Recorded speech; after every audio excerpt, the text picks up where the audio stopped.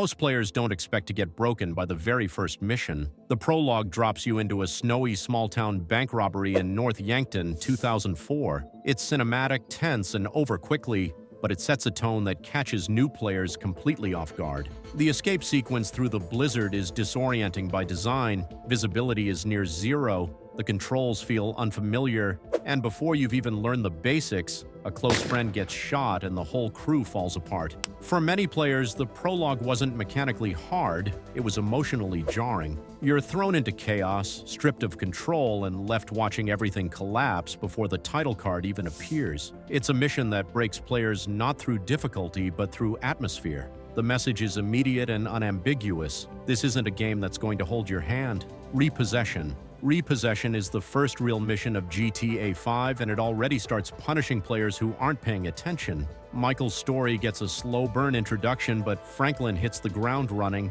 You and Lamar head to a ballast-controlled lot to repossess a motorcycle. Simple enough, until the shooting starts. The entire compound opens fire, and players who walked in expecting a quick grab suddenly find themselves pinned down with minimal weapons and no cover plan. New players die here repeatedly.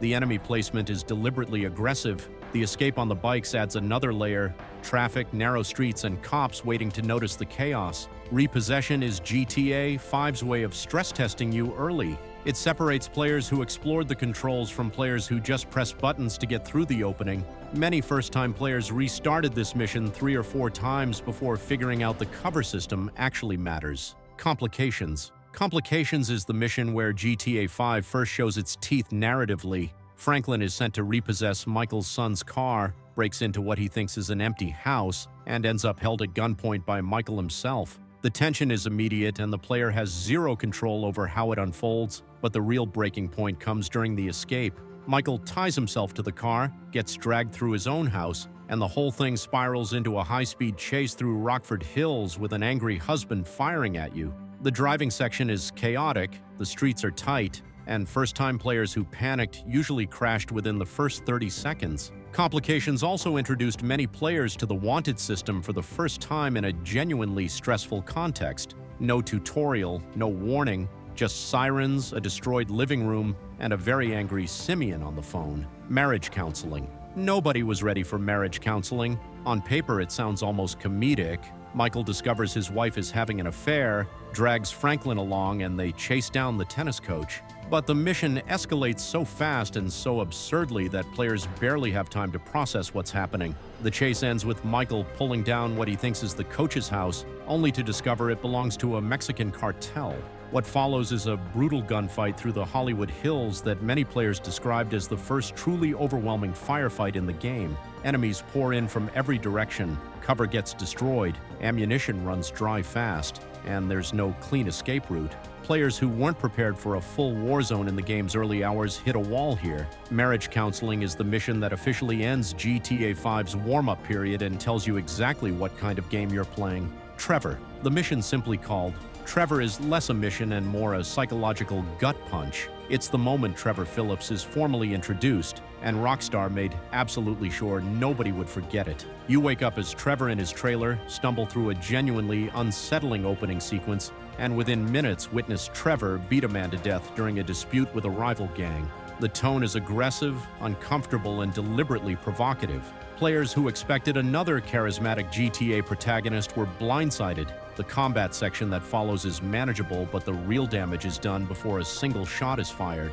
Trevor broke players because he was unlike anything the series had produced before. Unpredictable, violent, and disturbingly human in flashes. Many players loved him immediately. Many others put the controller down for a few minutes just to process what they'd just watched. Caída Libre. Caída Libre is the mission that made players genuinely hate flying. You play as Trevor, tasked with shooting down a private jet carrying a Madrazo cartel target. The problem is the jet moves fast, the targeting system is unforgiving, and the Buzzard helicopter you're flying is sensitive enough to punish any overcorrection. Players spent enormous amounts of time on this mission simply because the aerial combat felt unfair. Once the jet goes down, you switch to Michael on the ground, racing to the crash site before the target escapes through dense forest terrain. The switching mechanic adds confusion under pressure. Players who hadn't mastered character switching fumbled the transition repeatedly and missed the target entirely.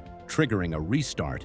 Caida Libre has one of the highest replay rates of any mid-game mission in GTA 5, not because it's poorly designed, but because it demands precision the game hadn't required before. The Merryweather Heist. The Merryweather Heist broke players for a completely different reason. It's the first major heist in the story, and the anticipation builds enormously. You plan, you prep, you execute, and then the game takes everything away. After a genuinely thrilling underwater retrieval sequence and a tense aerial chase, Trevor and Michael are forced to return what they stole because the device is too dangerous and too politically sensitive to keep. Players who had invested emotionally in the payoff felt genuinely robbed. There's no money, no reward, just a cutscene explaining why the whole operation was pointless. The Merryweather Heist broke players not through difficulty but through narrative deflation. It was Rockstar's deliberate subversion of heist fantasy, and many players, especially on first playthrough, were furious about it. Minor Turbulence. Minor Turbulence is one of the most audacious missions in the entire game, and it broke players through sheer disbelief. Trevor hijacks a crop duster, flies it into the cargo bay of a moving military plane, fights through soldiers inside the aircraft, and then drives a stolen vehicle out of the back while the plane explodes behind him. It sounds insane because it is. The problem is execution. The crop duster approach requires precise low-altitude flying that many players couldn't nail without multiple attempts. The interior combat is cramped and disorienting, and the final vehicle drop sequence killed players who didn't immediately understand what they were supposed to do. Minor Turbulence is the mission where GTA 5 fully commits to its action movie identity, and players who weren't on board with that vision hit a frustration wall that took real effort to climb over. Surveying the Score. Surveying the Score is the calm before the storm, and it broke a specific kind of player. The mission is largely non-combat, requiring you to scout the Union Depository in preparation for the final heist, but the pressure comes from what surrounds it. By this point in the story, every major threat is converging.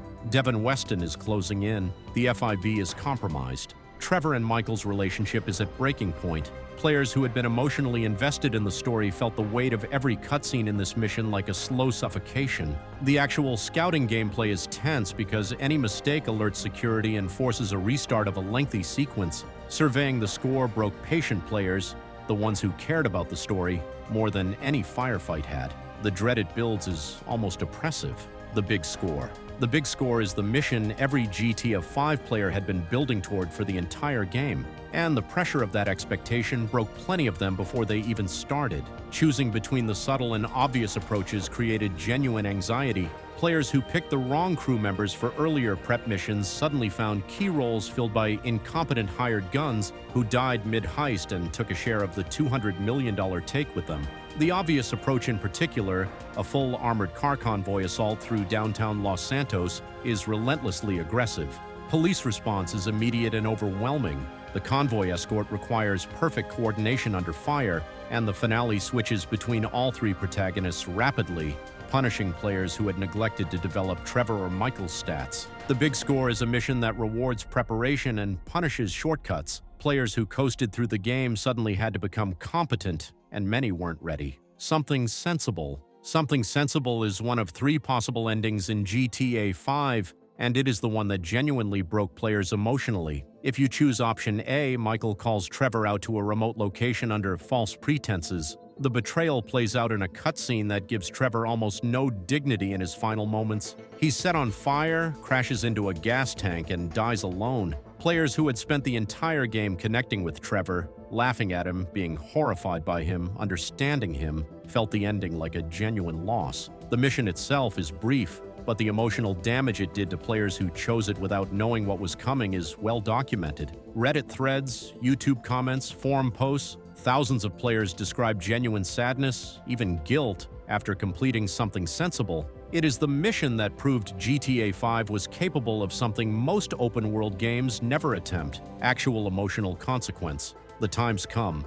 The Time's Come is option B, and it broke a completely different group of players. This time you play as Trevor, and the target is Michael. The dynamic is inverted and the weight is heavier because Michael has been the emotional anchor of the entire story. The chase ends with Michael falling from a construction site after a final confrontation that gives players just enough dialogue to feel the full tragedy of a friendship destroyed by ambition, betrayal, and circumstance. Players who chose this ending often described it as the one that felt most wrong, not because it was poorly written, but because it was written too well. Losing Michael hit harder than most players expected. Many immediately reloaded a save to choose option C instead. The times come is the ending that proved Rockstar had built characters substantial enough that players genuinely didn't want to lose them. The Third Way. The Third Way is the canon ending, and it broke players in the best possible way. Instead of sacrificing Trevor or Michael, Franklin calls Lester, pulls everyone together, and the three protagonists take down every enemy faction simultaneously in a coordinated assault across Los Santos. Devin Weston gets killed. Steve Haynes gets killed. The Merryweather mercenaries get wiped out. It's cathartic, explosive, and enormously satisfying. But getting there is genuinely difficult. The mission is long, the enemy waves are relentless, and coordinating between three characters under pressure requires focus. Players who died during the finale after nearly 2 hours of gameplay were devastated. The Third Way broke players through the sheer stakes of potentially failing the mission they'd spent 60 hours building toward. When it works, it's one of the greatest mission payoffs in open-world gaming history.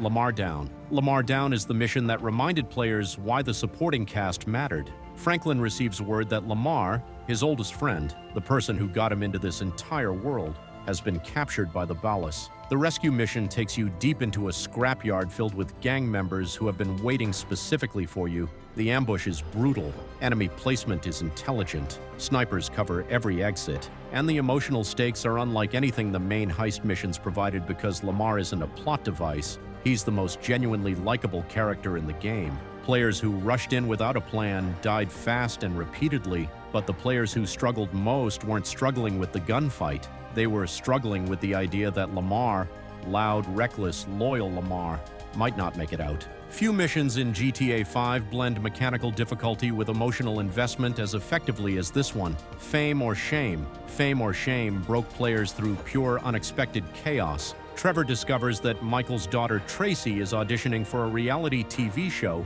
and promptly loses his mind about it. What starts as a comedic chase through a TV studio transforms into a full vehicular pursuit down the freeway involving a monster truck, traffic, and Trevor driving with absolutely no regard for anything or anyone. The mission is relentlessly fast. The objectives shift without warning, and players who weren't driving aggressively enough simply couldn't keep up with the scripted chase. But what really broke players here was tonal whiplash. After missions filled with genuine menace and moral weight, Fame or Shame arrives as pure absurdist comedy, and the gear shift caught thousands of players completely off guard. It's a mission that reminded everyone that GTA 5 wasn't just a crime drama, it was also completely deliberately, brilliantly insane.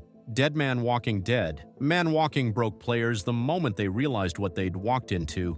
Michael is sent to the IAA morgue to retrieve a supposedly dead FIB target, only to discover the target is very much alive, and the entire facility is about to become a war zone. What starts as a quiet infiltration explodes into one of the most relentless indoor firefights in the entire game. The morgue corridors are tight, the enemy count is overwhelming, and the body armor you start with disappears faster than most players expect. Getting out alive requires navigating a building that was specifically designed to make escape feel impossible, but the mission broke players on a deeper level too. By this point in the story, Michael has been manipulated by the FIB for so long that nothing feels trustworthy anymore. Every objective feels like a setup.